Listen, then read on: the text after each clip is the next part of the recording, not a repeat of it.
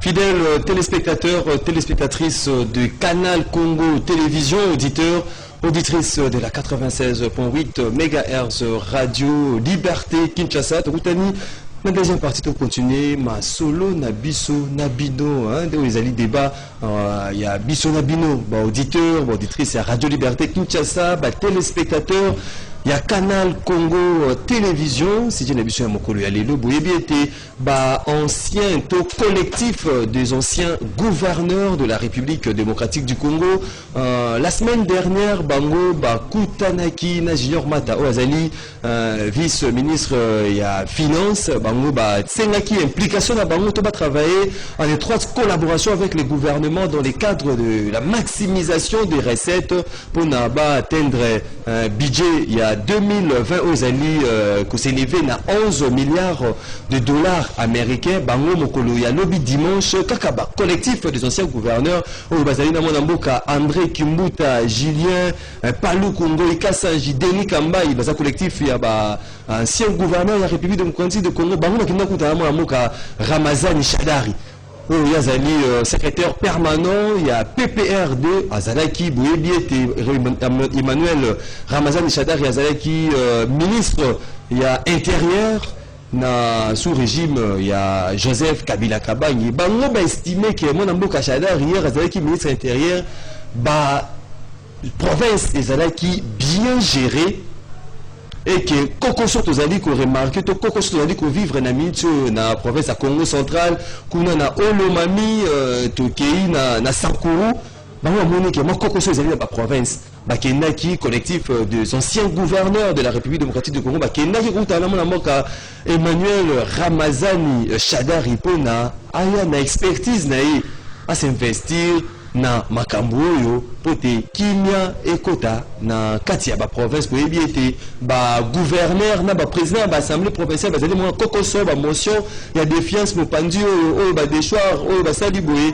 Donc amoni ke Emmanuel Ramazani Shadari a koka kota maboko na patron na kimia ekota malgré wana boye ebiete mona mboka tunda wakasende Sylvestre Ilunga Ilukamba pesa ki émission il y a que soigner différents niveaux vous allez proposer dans la province on a coûté qui n'a gouverneur puis président de l'assemblée provinciale au bazar qui n'a Kinshasa bazar qui n'a commission mais il est suite paye à commission à mon amour qu'à tout dans la Kasende tout y éviter makanisa bino zali nini na démarche au collectif des anciens gouverneurs entamé donc beaucoup benga biso na 082 33 33 749 082 33 33 749 le numéro beaucoup benga bopesa makanisi nabino pour na yango to yambeli bino la deuxième partie au monde mboka Prince Epenge Yazali coordonnateur to président du parti politique ADD Congo to mopandisango to communicateur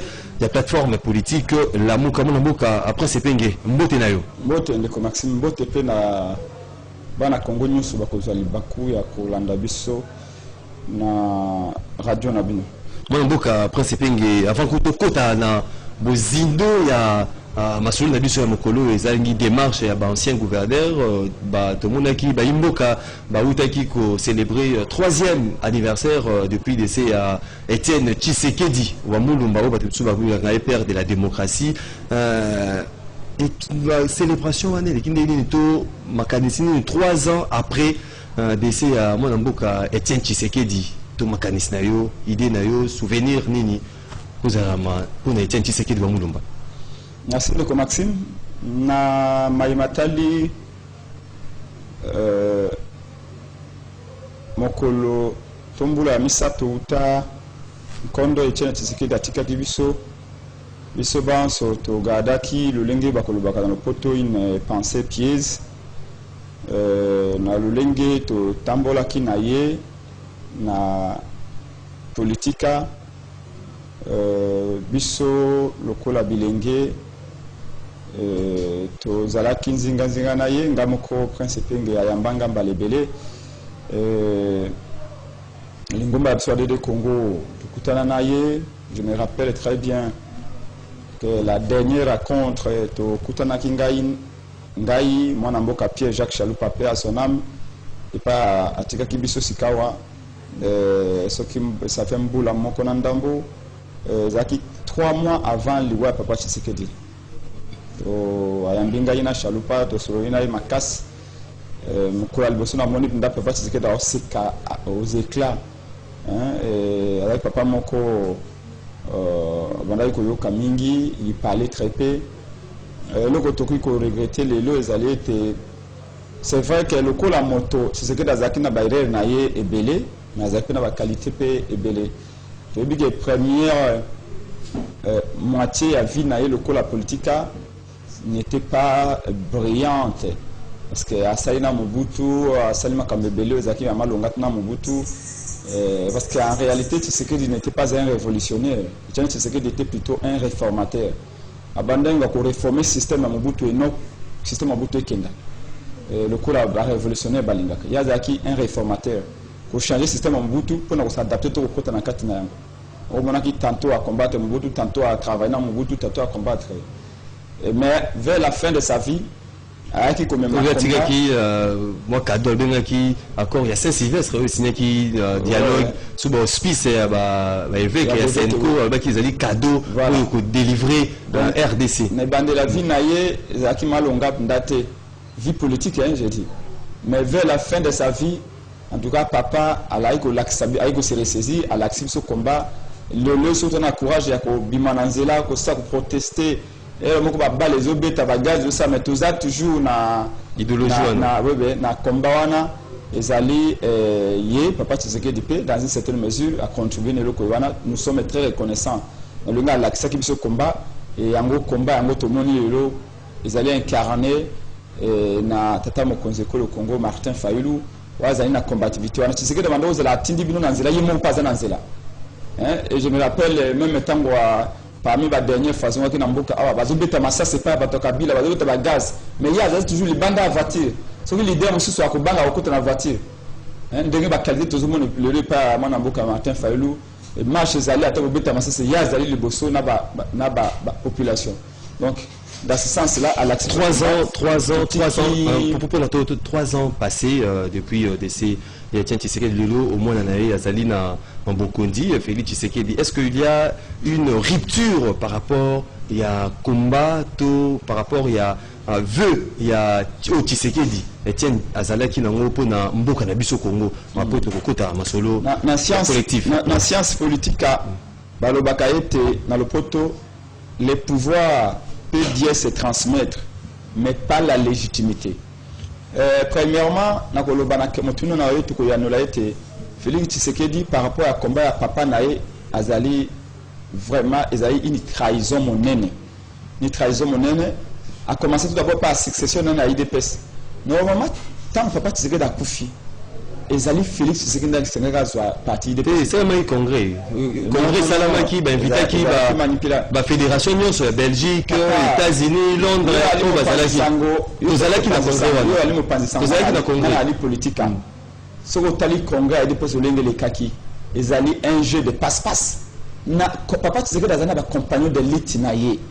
Azala qui n'a bateau babunda qui n'a le quoi bamuba qui n'a pas musus au bazaki bien placé pour nous comme président IDPS on a autoloba et parti politique ezali loko la vélo to moni yonde ko wali journaliste wana mubaki te na ko kusuka wali na vélo nanda mokolo ko zala nzamba azubo moina yo vélo wana eketikala presque automatiquement pour na bana na yo pour ali vélo na yo ezali bien na yo eketikala pour na bana na yo ala moko dokolo ba pe na longoli popetwana pour na bana na pesi cousin to neve mais parti politique et un dengo wana te parti politique est en droit de bunda pas parce que dans akina bato bele babunda kinaye le quoi ba mobake ba moleko batikala ki o bazaki mieux placé bazaki mieux formé na idéologie a idéologie to v ya Tshisekedi ezalité na donc contraste les alliés entre ndenge mo na zo mema kundi ali motona là où il y a ACP là qui exactement congolais balo baka na potobo na science politique que laisse au tanga balobi ezalité peut moi na roi avant na cour ya papa nae nda ebi moyenge na okamba royaume encore qu'il faut papa nae a initié Félix pendant plusieurs temps papa nazaki na exercice ya combat oyo Félix azaki na premier na papa nae te c'est-à-dire que azali muto azali mieux placé pour le remplacer te tout le monde a na senko va dialogue on a zela ka pimene papa non wana zela pour gâteau contre attends la tractation au niveau de la Belgique azala ka pimene en matière idéologie parce que ba obini déficit idéologique qu'ils ont mené na IDPS d'ailleurs les autres comprendre que IDPS à part papa c'est ce que dit même un slogan peuple d'abord on a l'impression que Zaga papa c'est ce que ndaïba qui sait que c'est que peuple d'abord papa c'est ce que dit Canada zaki ni idée au babengi état de droit bato bande na simatu okomona ba yebite so o mona IDPS ba spécialiste ya politique na peuple d'abord ba le peuple d'abord pour na kolobake mwana mto benga prince na kata royaume à cause mwana ya roi no yimine ya kudiger royaume te mais bato bandol te pesa papa na oti tongo nyoso osombeli pata nyoso tongo nyoso de bangonde bayebi héritage pe bayebi combat yango monique lelo déjà le fait que Félix a mais tout le monde peut aujourd'hui ça ko baba proche wana ou za ko baba proche bazaki pembeni ya papa Etienne Tshisekedi ba proche wana mingi ba trahisa ki bena suka ça papa qui de ça c'est là na proche wana wana kata ngamba loto na suka mungi pona ko lobake lelo pour mes amis que Félix Azaki bien placé objectivement parlant la bosse union se fait Azaki mutumunga bien placé pour nous remplacer papa naïe mais c'est secrétaire général adjoint changer la relation extérieure na vivant papa naïe ko bombarder secrétaire général adjoint papa naïe tamazaka na Luxembourg tamazaka na Benelux kuna na poto azana ba confiner ba mamba IDPS à Benelux à tout moment na poto ba tout ba yebi ezali citoyen to yebi tout to rappeler de IDPS. Donc, normalement, mon bac là, on se met à la tête à IDPS pour avoir une idéologie à IDPS, bah, il comment va se faire la c'est que la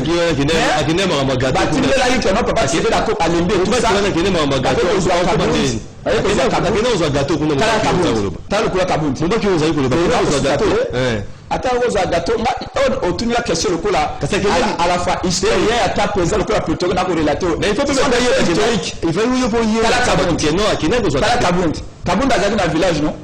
Qu'est-ce qui a fait que vers la fin moi mon papa c'est que bakozo bakoko déterrer Kabunda na village ba yene mbala mona ça pas comme secrétaire général non non maki tu vas comprendre que non maki Kabunda ya comme ça Kabunda na intérieur je vous l'ai dit là il y a Bantou papa tu sais que du tout on a 1000 questions on n'a pas une minute à répondre il faut que classer la population je pas de l'histoire mais ça retourne dans tika na sasa non mutuna na bi je t'ai acheminé avec événement papa tu sais que comme malade Makas on va prendre les Kabunda du village on l'amène ici va bombarder le secrétaire général quelques temps après via Koufi à Tikali et puis à un moment donné congrès moko boyoki ba contester surtout Zalaki tout ça bazi ba poilu nous tout ça le coup là ba mobag tout ça ba écarté bango et vous connaissez la suite donc c'est pas ça qui est plus intéressant pour moi pour nanga les années papa tu sais que dit combat naie lelo ezali saboté alors biso la science politique mutuna to komituna ce qui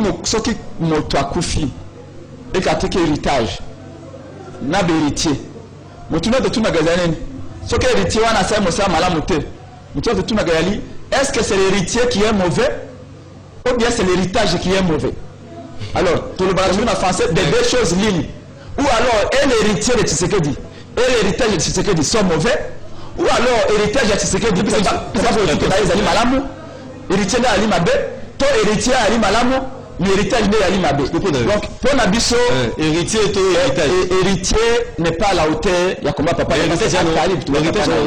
Tshisekedi, Mbalebele, Mobutu Abenge Toli a arrivé vers la fin de la deuxième partie à Kalier parce que Kalier politique à Tshisekedi il y a deux parties deux cas analysés partie sombre partie à Liboso à Saina Mobutu oyo ba je ya tantôt plutôt na Mobutu à côté na Katia Malibanda je partie wana surtout ya partie moko mabe partie to retenir partie oyo à la kisi ba jeune congolais comment se prendre en charge notre biso va principe de l'obédience c'est que à la kisi biso bitumba wana parti wan to ko retenir parti wan to honorer mémoire na ye donc pour na biso c'est que dans le coup la batimios a dit parfaite à sali mingi pour na mboka na ye il faut qu'on honorer mémoire na ye to ko respecter mingi to perpétuer héritage na ye malheureusement le combat c'est que dit na monoko batimios c'est tanga mi mabeli kolo ya héritier na ye o ya bebisi combat ateki parti na ye pas IDPS o ki révélation ya ancien bureau oyo nani Kalev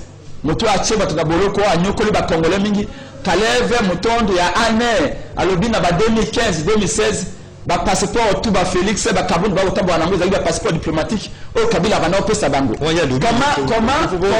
Comment expliquer ça que tozo bundisa régime ya Kabila et bon Félix na bato na yetango wana soko bana banzela ko ba ko dozo ba passeport diplomatique alors que bazaki bo opposa ba ko dozo passeport diplomatique pa Kabila. Moi on va penser to bipe mingi hors ezaki parenthèse mais ma makanisa na démarche oyo ancien collectif ya ancien gouverneur André Kimbuta, Julien Paluku, Denis Kambai bango nyonso balobi bakendaki mikoko mona mwana mboka Ramadan Shadari mpo na bacrise oyo ezali kosoppose na Congo central na Sankuru kuna na Olomami na province ya Ituri na côté ya Ituri kuna makanisa yo est-ce que démarche oyo nanu bango baentreprendre wana bakili azalaki liboso ya génie en mata mpo na makambo maximisation des recettes baatteindre budget bayebi bato baza baniongo ya mboka oyo bango bakoki kobooste bakopesa mwa listing mpo na bazwa baniongo ya ekota na kesi ya l'état lelo bakei komona Emmanuel Ramazani Shadari mpo na makambo bacrise na badifférentes provinces.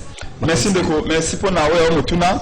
Mais permettez-moi peut-être na kosala tokobenga poto une connexion frauduleuse dans le sens où depuis vendredi passé, vendredi oui, na monaki délégation ya ba mama ya marché ya Zando a na Kato na Rwakadingi baye ko mona ngai balobi ndeko bino boyebete kisasa awa ezali porté par la Muka et que bino bandeko ya la Muka bo style la biso likambo Gentilingo bila atindi bato bakende ko buka ba mesa ba mama plus de 8000 tables ba mama bateka kana marché Kato Mobimba na Rwakadingi Mobimba na nzela écoutez nzela soko sisa na sisa mamoke babuki ba mesa yoana sans aucune forme de préavis.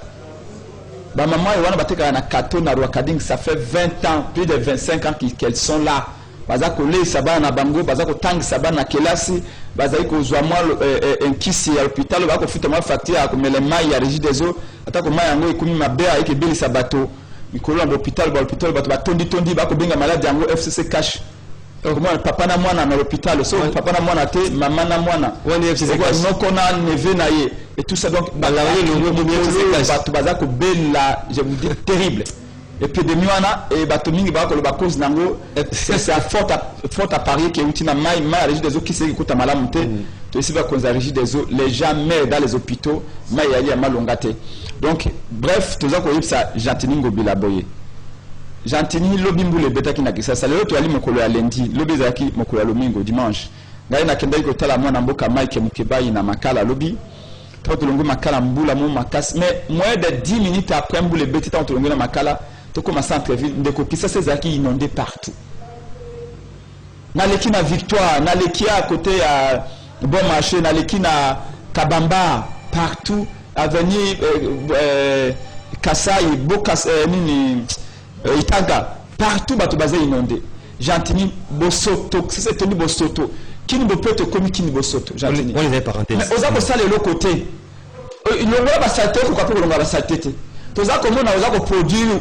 fere oza ko produire jibin piana na mbongo ya vignette na banane mais keno longa na Bosoto avant que de buka ba mesa ba mama salité mona ka ngeka pa ba chayer bilenge ba oteka ba papier mouchoir na ville aka ba on ba chaka salté na kisasa ba mama wana marché central ba sali nini ya mama ya marché Kato marché central ya Kato ba mama oya Rwakadingi ba venir du marché et tout ça pourquoi ko buka ba mesa because ça peut même pas que non ba longa bana ba mo otindi bato na 5h bazuma ba batumbito ce n'est pas normal c'est qui faut ça pour citer les parenthèses tout dénonçons cela article ba mama bateka nous sommes d'accord que qui ne fait comme propre mais il y a des étapes il y a des préalables mon sala depuis le quotidien wana na Chilombole mais sala moko to pisa ba congolais donc tu vas te dénoncer le quoi dimanche ba collectif la muka tu ali d'abord to sala to ko organiser pour okita na terrain parce que mon sala na biso la muka ne to zwaki ngwende pour appeler confiance dans la muka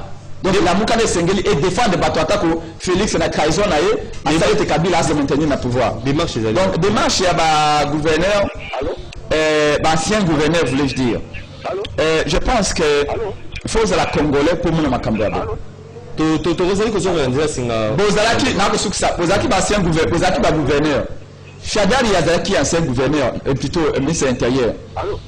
Tout le monde n'a pas gouverneur, wana et l'autre basalaki. N'a pas province, n'a pas moyen sur pauvreté, pas possible. Le lot, le gouverneur à Kalabalobio, c'est une expérience.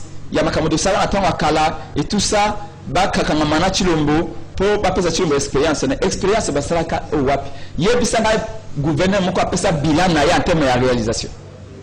Ils assurent le plan sécuritaire, ils assurent le plan social, ils assurent le plan sanitaire. Si le plan est d'emploi, le gouvernement va créer une salle dans beaucoup. Bien que tout aucun de la province, ils allaient un scandale, un détournement d'argent, d'un paiement, le lot, Chadari, au monde Mukanda, au assemblée provinciale, il y a Congo, comme les Chilombo. Babila Chilombo, tu comprends? Depuis que tu es député provincial, l'Assemblée provinciale, député provincial, 6 mois impayés, 4 mois impayés.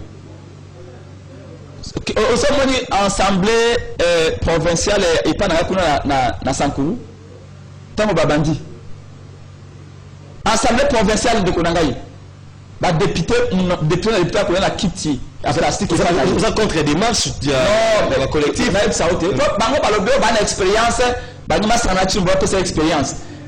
Comment on peut définir l'expérience? Est-ce que somme à bérer, somme à d'échec, tous les alliés, somme à des compétences, ne peut pas déboire. Parce que l'ancien gouverneur, Bastani mandat na Bango, Bakimbuta o Bastani près de 10 ans.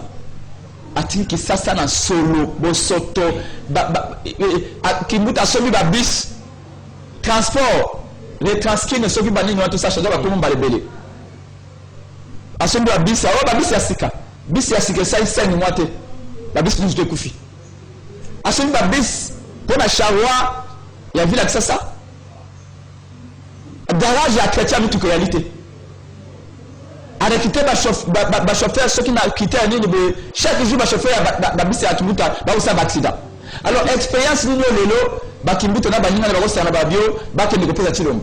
Bon je comprends que toi toi na renya médiocrité renya médiocrité la province le reste ko ba bio ba comme Chilombo ba ke pas Chilombo après su ba ke pas Chadal babo Chadal to ngi pe comme na yo pour ezalaka ancien ministre intérieur aux une expérience. Maintenant, on a besoin de Chadari, de l'élection du gouverneur de Salami. Cour constitutionnel. C'est un cours suprême de justice, c'est un office à cour constitutionnel. Et Sali est confirmé l'élection du gouverneur. Chadari s'est opposé à la décision à la cour suprême de justice à l'époque. Chadari, je crois que c'est le gouverneur Kazembe. Chadari a défié la loi, la constitution du pays. Pour imposer la volonté naïe. Avoir 4 décisions à la cour constitutionnelle. Chadari a violé la loi. Oui, mais Chadari a fait l'intérieur. Oui, Chadari passe dans la marche. On n'a pas de ce qu'il dit. La marche, Chadari a côté de la police. Le crime est ça, le massacre est ça. C'est ça. Et sous Chadari comme ministre intérieur. Comment le loup a Chadari comme modèle? Je me dis, beaucoup au Congo, je vous dis, peuple Nabiso. C'est de Konanga Soukissa, le peuple congolais, c'est le peuple tabac. Le peuple congolais, c'est le peuple même. Là, on connaît d'accès à Mogondo. Tabac, même les sous-sondés. Ma tabac, c'est la Souka. Je me le dis, au moins,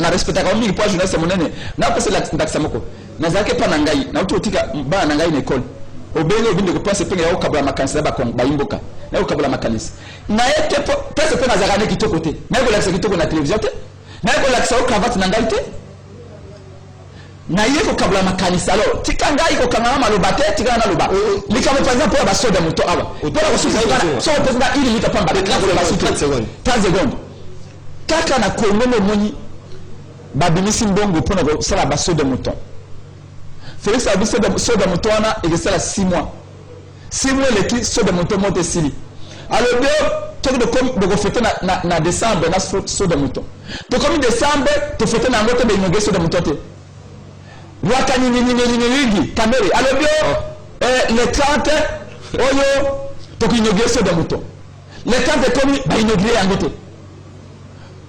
Basé, caméra a divisé 70% à mon solo. Pour la consommation de moutons. Mon solo est lié à mon sur des moutons et silité. Nous sommes des bandits de mon avis.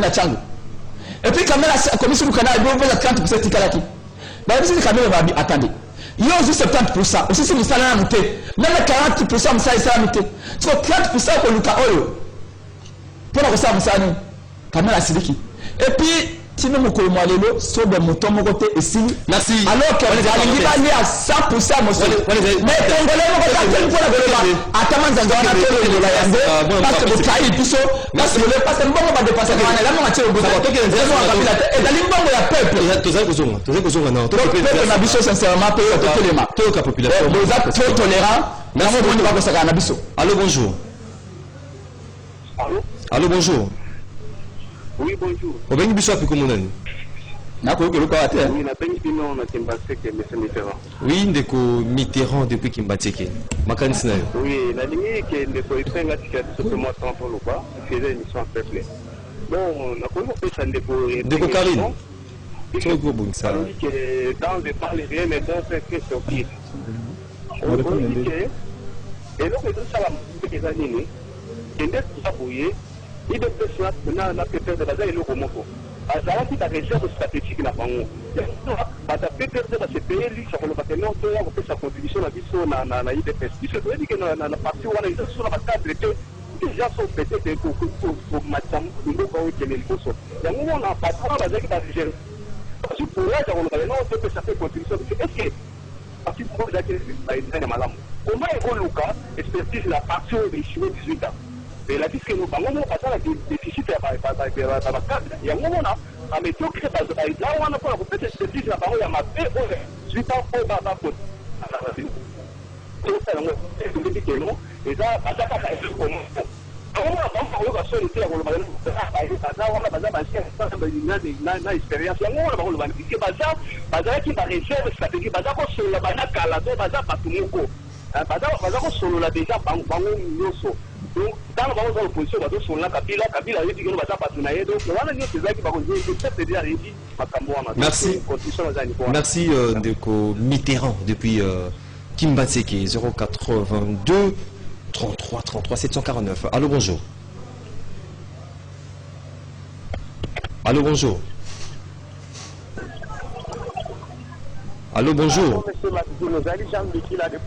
Oui, Ndeko Jean Bikila. Makanisnayo.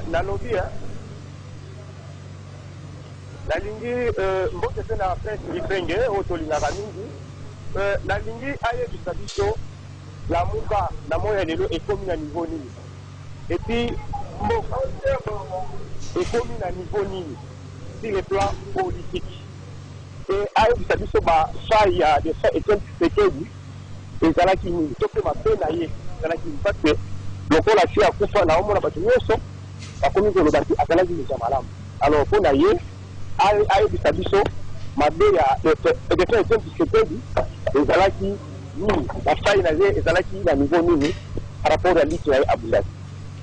Merci Ndeko Jean Bikila nayebi ke Ndeko Prince Epenge azwi ba question wana ako répondre tant que PC Maloba. Allô, bonjour.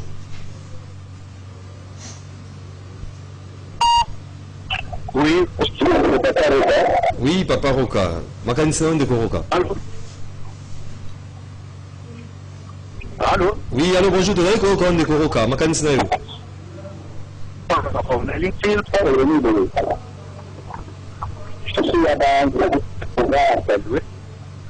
Parce que bazar il est bazar il est asiki c'est munene badili c'est la munene badili de sauver ce de mon mais qui prend c'est pour reconnaître que nous avons le premier gouvernement il a reçu maman ça atongi et le corps belgique est très mais alors on l'a il y a rien vous quand méga donc bazan expert il fallait sikoyo tovipeka mboka ogo mutu mosu atotaele ntango eza sofonaka ekuna eza bino nde bokorealiste balingaki babalkanize kongo abati ekele kongo okotisakina arme très claire yango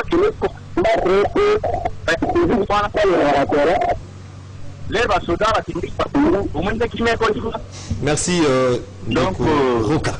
Bazana démarche, il faut bazonga au Congo et à Merci Ndeko Roka depuis quelque part à Kinshasa où vous avez dit que c'est une expertise, il y a ancien gouverneur et la République démocratique du Congo. Allô, bonjour. Oui, Ndeko Bal depuis Massina. Ma candidature Ndeko Bal. Dans le Bible, on a thème la biso ya lelo. Parlement ezali wapi pona kozwa makambo oyo nyonso na maboko.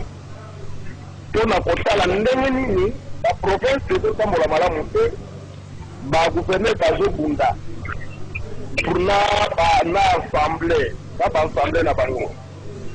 Problème ezali soki mutu eza ya kobeba foto nyonso na sote kozala kobeba ndenge basalaki makambo na bango oyo na ebandeli bakor wana ya STK yango nde ezosalaka eloko moko ekomarke ezali te.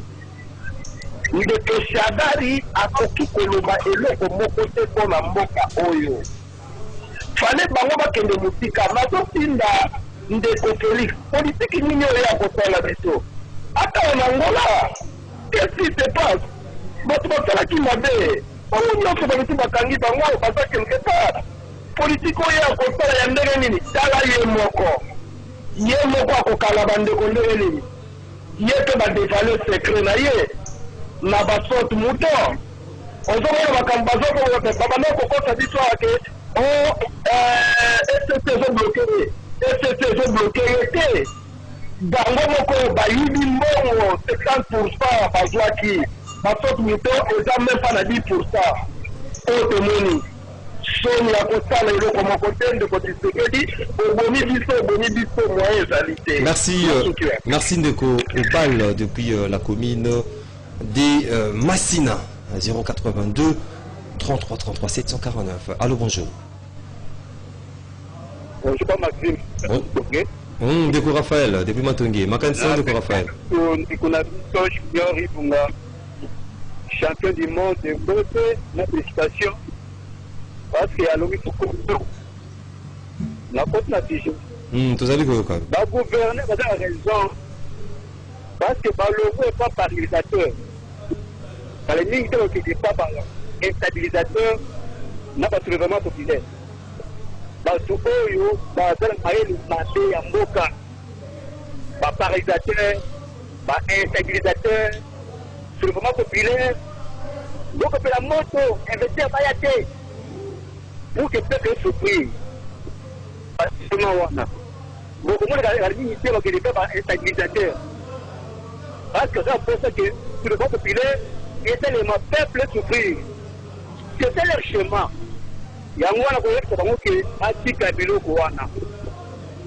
Kabilo Kouana, nous avons posé à Kenya. Et puis, on a dit ça, à comprendre que l'idée de fait, et ça partie sacrée. Et ça, locomotive, Moutou à train. Les restes, ce sont les wagons et les voitures. Ils sont nés aux la locomotive, nous avons comme un bon avec une diplomatie à distance, avec la démocratie, la liberté d'expression, les officiers aussi n'ont rien à mailler. Parce que pour que vous pouvez s'agir de cette chance, à cette partie sacrée, et ça, partie au niveau de Mandela Wana.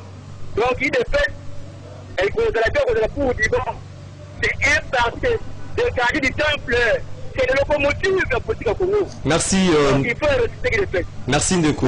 Merci Ndeko Raphaël. Depuis Matonge, on prend les deux derniers intervenants pour cette deuxième partie. Mission Rabino, rendez-vous des auditeurs. Allô, bonjour. Alors, bonjour. Au béni du soir, plus comment on a eu. Oui, tu as dit que quand est-ce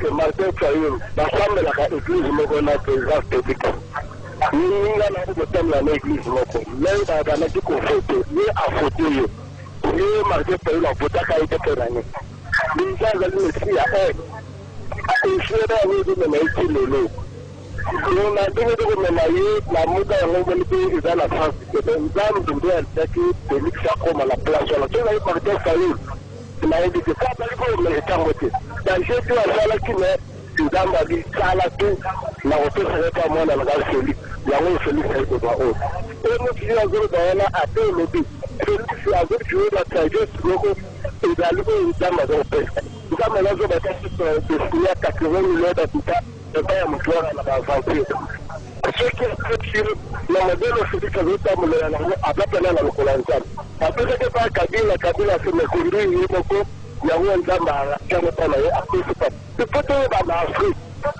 jeune lokola kabila andima kopesa pouvoir oyokasa pete mpengo ezali eza na volonté na ye nzambe ainvesti te pouvoir wana ye takeli etika félix akende na bato malembe lokola ye azoreconnaître na congolais akende na bango na modele tokokendela soki tolingi eyinda lokola bato ya lamuka bazolinga eyinda po bango baluka moya kozongola basere merci malembe en tout cas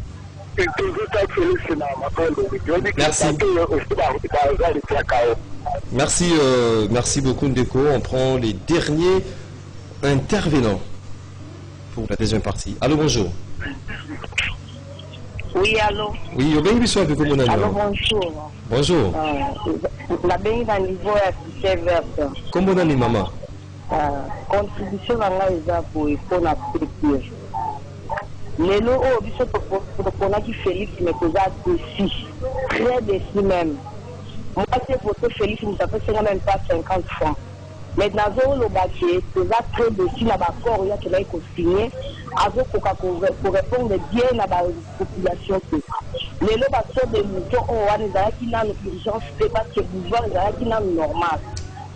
Ba c'est que là kena ko création de moutons wana c'est juste pour na ko bouffer ndongo bazokende na biso na nzela oyo pepe ezolinga te baelengesa wana eza kuna eza banzela oyo bobusa tika ok soki bafungolaki yango bainvestisseur bazali okendisaka bamagazin kuna engaki kodimie meme embouteillage na niveau ya ville nde babiloko osalaki asala mpo biso tondima ke oui il y a un changement mais kosala trop de moto c'est inutile donc toujours remarqué que moyibi ezosalema donc hier kosala eto 5 kaka koya sarkozy wana eza toopela ye. Moi j'ai voté, nous avons fait une ambiance. Donc 5 cas, à 5 filles. Donc peut-être une chance aussi. Merci beaucoup. Merci madame depuis Cité Verte.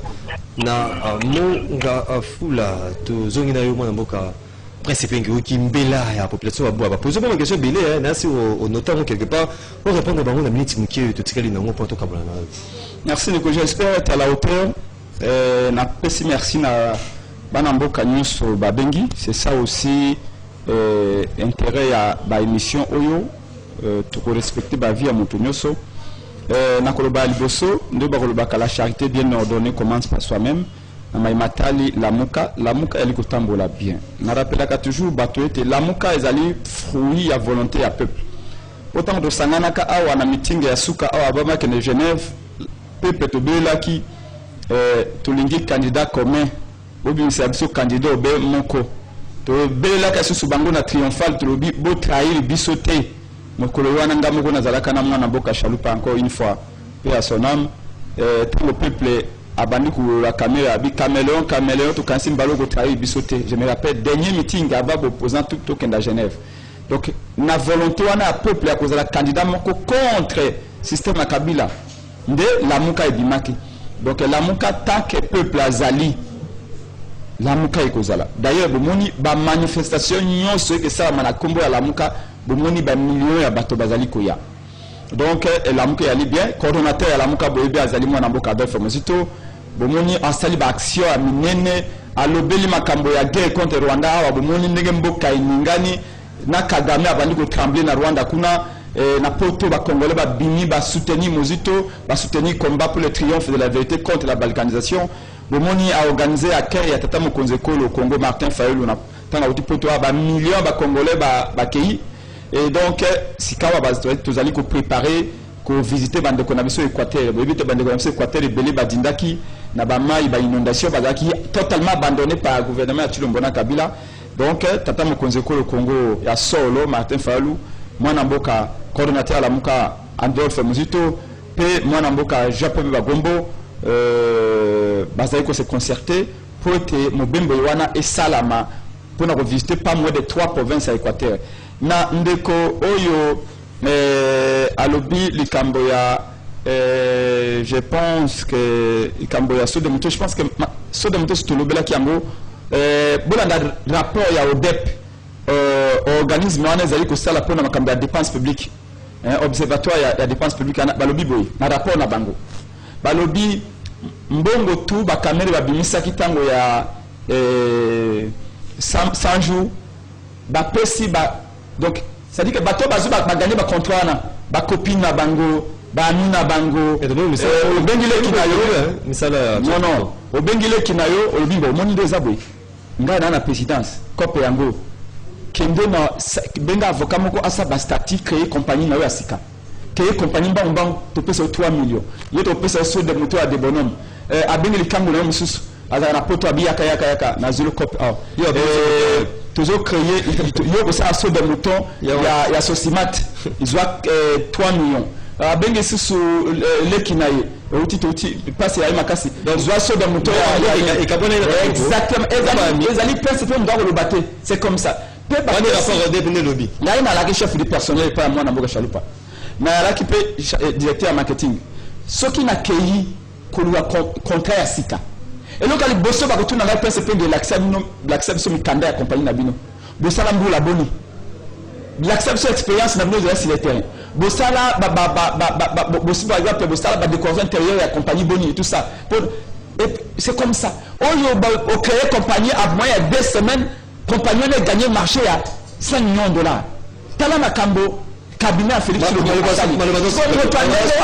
alors balabino a eu un changement bref et là on que le baba congolais années les lots et puis la révélation bani ko sa masika balobi accord ça 10 minutes accord ça na kingakat ezalika ka accord ya mikandate bamsusu balobi et avec un accord ya makila obi kitambo sali accord ya makila boliana makila oya botrahi ya kufia le prix à payer c'est-à-dire que lelo bato base à la sûre le prix à payer la population Félix a dissoudre l'assemblée mais les plus grands perdants ils allaient faire lutter na accord ils allaient signer na kinakati moto a perdre ils allaient faire lutter pour faire la boya qui tant Kabila bengi to négocier faire la boya qui alobité ce qui n'a négocié na Kabila na kozala lié tina suka or ngai na eprononcer la peuple tant Félix andimi ko kono signer accord aucun accord tina suka mais moto a perdre na likambo ils allaient prendre pengete atako na kufa kanzala lokola la population de perdre perdre likambo merci parce que lelo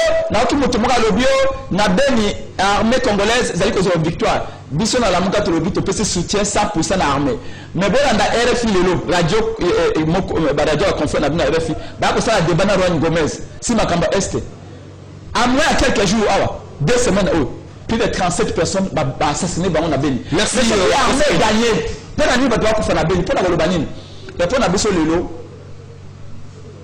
makambo ya dissociation ensemble wana ezali distraction Félix na Kabila bazali condamné à vivre ensemble parce que Kabila aluka du Félix Kabila Kabila a un intérêt na l'intérêt Kabila est préservé a chaki Félix pour Félix a protéger l'intérêt na merci protéger la bien na merci Félix a postala yango malamu merci Félix fait aluka du Kabila va faire alliance pour na zo merci alors interdit ko kabana te merci na suka merci dissolution wana ezali distraction mobimba bolanda merci président to rappeler aux amis aux amis président de la parti politique ADD Congo puis communicateur il y a merci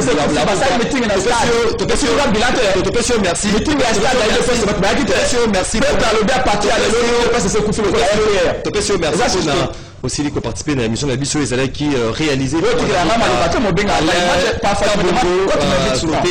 à radio qui n'a pas Junior Kassanda caméra et Simba Makina Karine et BBP production Doudou Motiri ami mokolo ya lobby occupé ce numéro na lobby moi